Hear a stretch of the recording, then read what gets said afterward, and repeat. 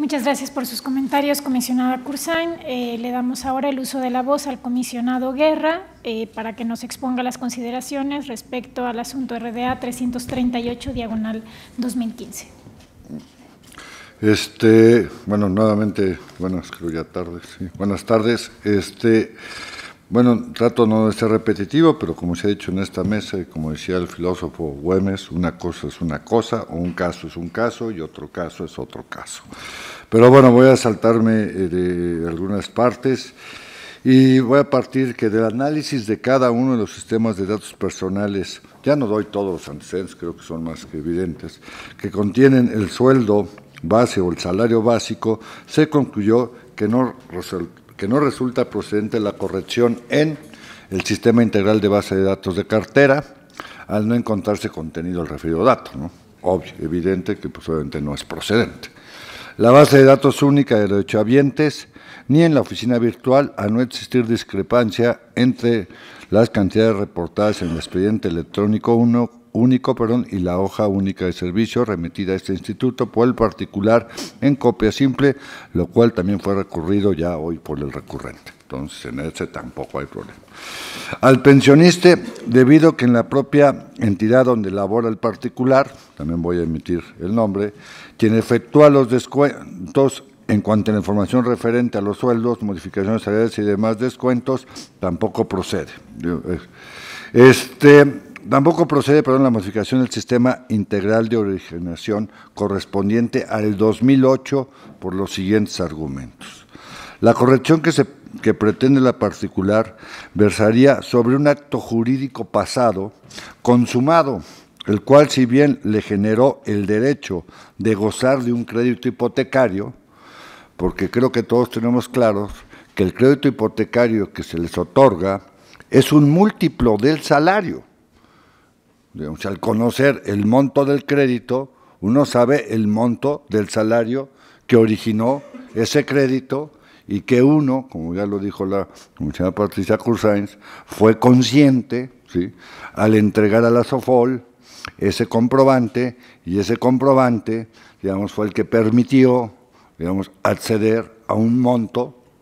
mayor de crédito del que hoy, digamos, un sueldo, digamos, si se regularizara con el sueldo que hoy tiene. ¿Quién hizo eso? No tengo la menor idea, pero, digamos, ahí, digamos, hay un acto consentido al haber recibido un crédito, digamos, de un monto que es, o sea, el crédito no es por buena conducta, es un múltiplo del salario. Entonces, la corrección que se pretende versaría sobre un acto jurídico pasado, consumado, en el cual generó el derecho a gozar un crédito hipotecario. Lo cierto es que también trae aparejada una serie de obligaciones, o sea, esa obligación contractual, ¿sí?, sea con el notario, que no sea con el notario, es un contrato que está vigente, que a la fecha del presente fallo está vigente al amparo del instrumento contractual celebrado por el hoy recurrente y el FOBISTE. Así las cosas, como dice la Comisión Acuña, y visto que en el presente asunto, además de resultar evidente que obviamente la incongruencia del dato que obra en el sistema de originación,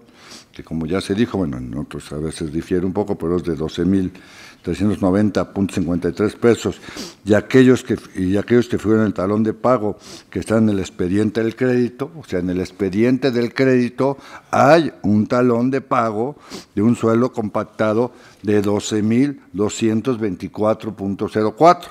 que permitió acceder a un crédito de determinada cantidad.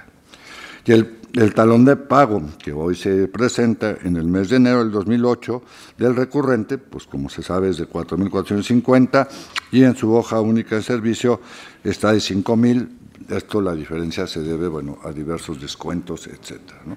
De que hay una divergencia, eso es, digamos, eminente, digamos, lo que sí vemos es que la corrección del dato de su interés acarrearía determinadas consecuencias jurídicas en la medida que se estaría afectando un acto jurídico que, además de consumado, ya fue formalizado y reconocido por la autoridad competente, en este caso un notario público, pero no solo porque sea por el notario solo da fe, digamos, en este caso, pero lo que sí está claro es que de lo que él dio fe fue de un recibo que permitió acceder a un monto de crédito que genera determinadas obligaciones de pago al término del tiempo y que hay que cubrir, ¿sí?, en ese sentido, y que fue aceptado porque hay una firma plasmada en ese contrato, ¿sí? No se le presenta la corrección del salario mensual del particular en el sistema, como ya se dijo, integral de originación del FOBISTE. Es tanto así que hoy el FOBISTE, bueno, y todo esto, como ya dijo la señora Cursain, pues ha cambiado todas estas reglas y lineamientos de operación por todas las cuestiones, que no voy a repetir, que son públicas, simplemente hay que leer los informes de la Auditoría Superior de la Federación para tener, digamos, alguna cuestión sobre estos acontecimientos. No, digamos, puedo saber, está la auditoría en este mismo sentido, pues, digamos, deslindando responsabilidades, ¿no? Debido a lo anterior, se concluyó que no resulta procedente la corrección solicitada en el sistema integral de originación del FOBISTE. Esto en atención a que esta no es la vía adecuada para, en caso de encontrarse incorrecto el sueldo del particular, este sea corregido, ya que dicho supuesto trasciende otras esferas jurídicas. Simplemente, digo, no es nuestro caso, hay un trámite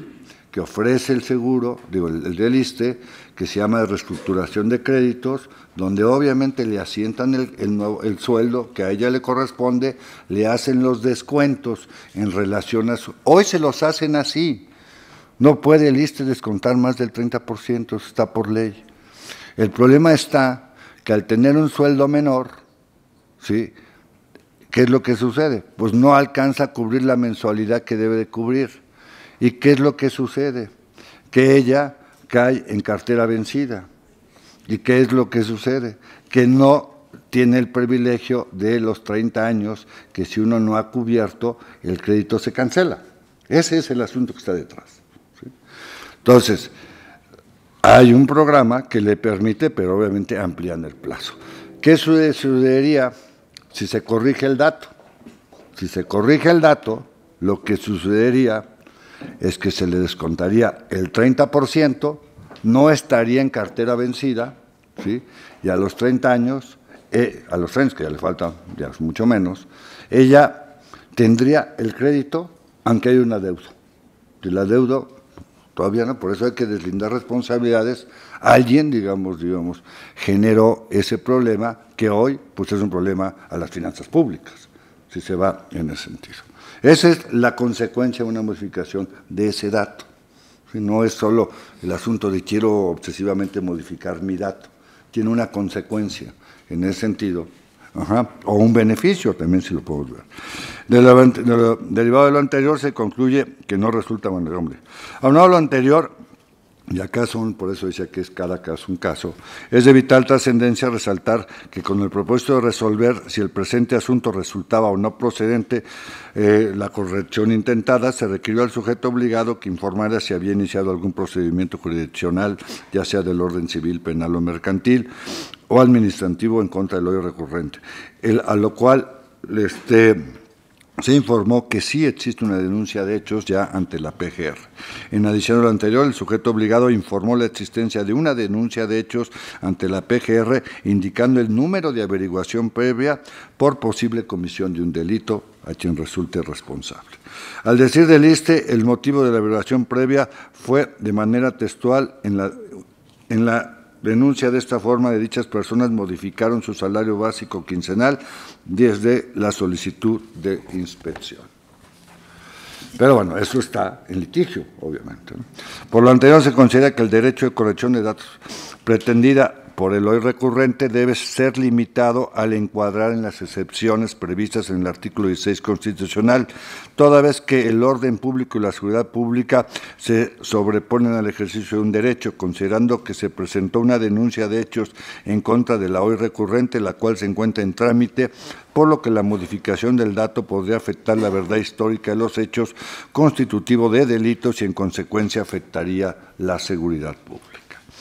toda vez que el sujeto obligado no cumplió con el procedimiento y las formalidades establecidas en la Ley Federal de Transparencia y Acceso a la Información Pública a la hora de dar respuesta, se consideró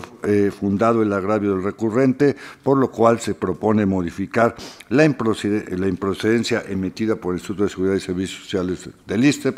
e instruirle que a través de su Comité de Información emita una nueva respuesta en la cual, fundada y motivada, declare la procedencia de la corrección del sueldo, salario base, el sueldo base y del salario básico mensual del particular en el Sistema Integral de Base de Datos de Cartera, en la Base de Datos Única de Derechohabientes, en la Oficina Virtual, en Pensioniste y en el Sistema Integral de Originación, por las razones ya aludidas. Otra cuestión que hace distinto y que yo pediría que, digamos, no importando cómo termine la votación y la resolución de estos casos, es que existe otro sistema que es el subsistema de afiliación, vigencia de derechos del Sistema Integral de Prestaciones Económicas, denominado SIPE, y que está registrado aquí en nuestro propio instituto, dado que registramos todos aquellos sistemas de datos personales que contienen los sujetos obligados,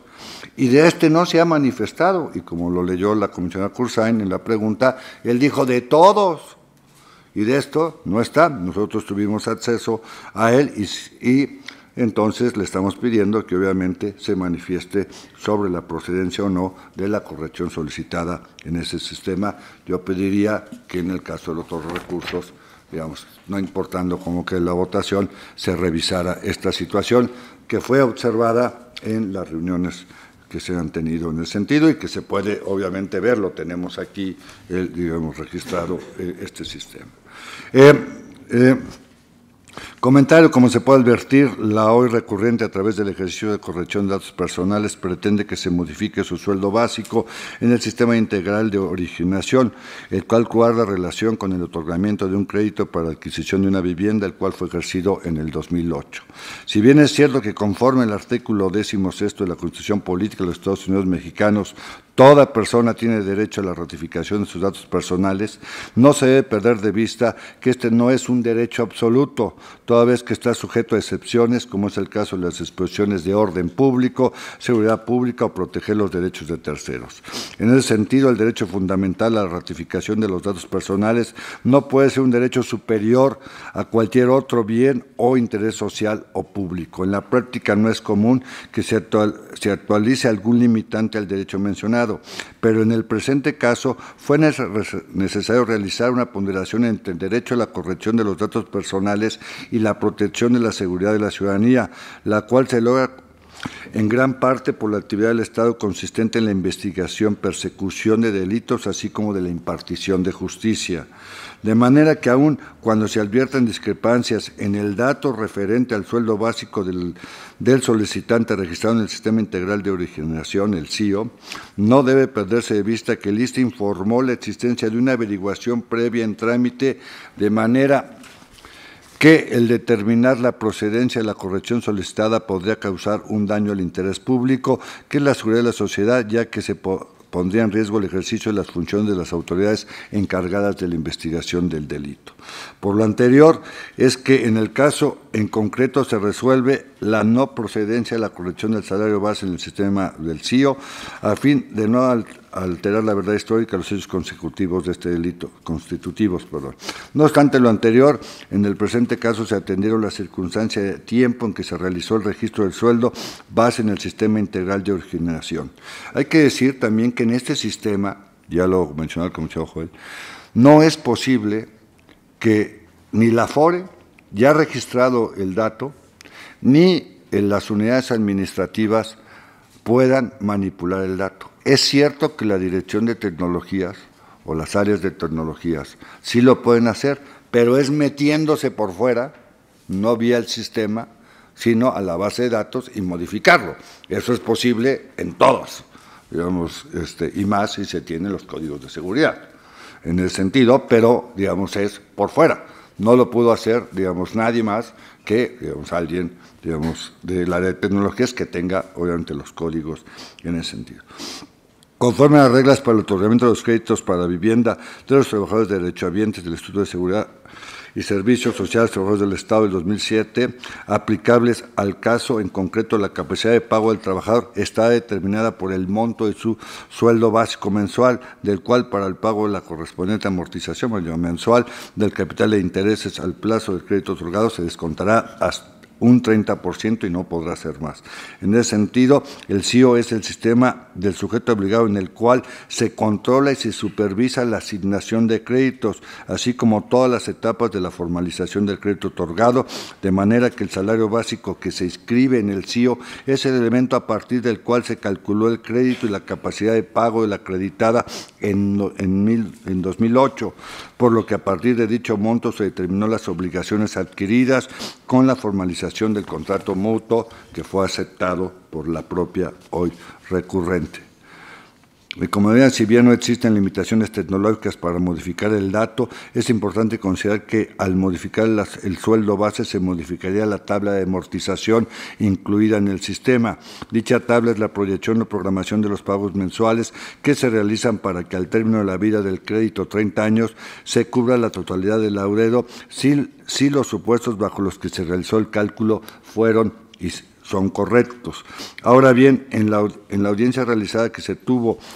a la visita de información de una de las recurrentes, se observó cómo estaba registrada el pago a realizar de manera mensual y cómo a la fecha la recurrente del pago 338 no estaba al corriente de sus pagos conforme a dicha tabla de amortizaciones. ¿Por qué? Por la situación ya explicada, digamos, de que hoy cotiza con un sueldo menor y no le alcanza, lo que está, digamos, esperaría cualquier persona, pues es que pasen los 30 años y pues ni modo, digamos, ahí nos vemos. La propia contrato establece, y ahí está el contrato firmado, que cuando el solicitante, digamos, en este caso, el sueldo es menor por alguna razón, digamos, tal, cambio de trabajo y tiene un sueldo menor, él, para no caer, si no quiere caer, digamos, en cartera vencida, ¿sí?, puede, por un lado, por fuera, poner la parte proporcional y tener todavía esta cláusula de los 30 años, ¿sí?, en ese sentido, ¿no?, que sería, digamos, el caso. El otro caso que dice está abriendo, porque no, como ya se dijo aquí, no es el único, y ya es un programa de regularización de estos créditos, lo cual hacen, pues, ampliar, bajar, para que no caigan en cartera vencida, lo que hacen es ampliar el periodo de amortización bajando las mensualidades. Digamos, ese tipo de cuestiones también pudiesen ser orientadas para, en ese caso, sí hacer ya la corrección y poner el dato exacto y no haya las consecuencias de actos jurídicos ya, digamos, contraídos, digamos, de los cuales la hoy recurrente fue totalmente consciente y beneficiaria. Muchas gracias por sus comentarios, comisionado Guerra.